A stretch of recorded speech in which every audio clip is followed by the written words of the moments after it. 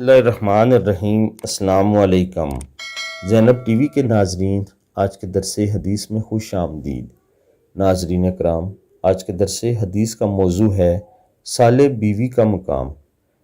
رسول کریم صلی اللہ علیہ وآلہ وسلم نے ارشاد فرمایا کہ جو عورت اپنے شوہر کی تابعداری اور مطیع ہو، اس کے لیے پرندے ہوا میں استغفار کرتے ہیں اور مچھلیاں دریا میں استغفار کرتی ہیں اور فرشتے آسمانوں میں استغفار کرتے ہیں اور درندے جنگلوں میں استغفار کرتے ہیں۔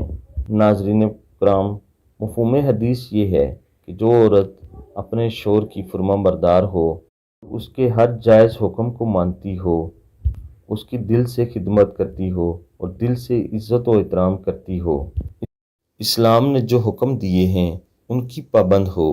نبی صلی اللہ علیہ وآلہ وسلم نے بشارت دی ہے کہ ہوا میں اڑنے والے پرندے، دریا کی مچھلیاں اور جنگلوں میں رہنے والے درندے اس عورت کی مغفرت کی دعا کرتے رہتے ہیں۔ ناظرین اکرام، یہ بہت بڑا اعزاز ہے کہ ایسی عورت کے لیے بے زبان جانور دعائے مغفرت کرتے رہتے ہیں۔ اللہ تعالیٰ سے دعا ہے، اللہ تعالیٰ تمام خواتین کو اپنے اپنے خاوندوں کی فرمانبردار، ان کے لیے عزت دار بنا دے۔ آمین ثم آمین۔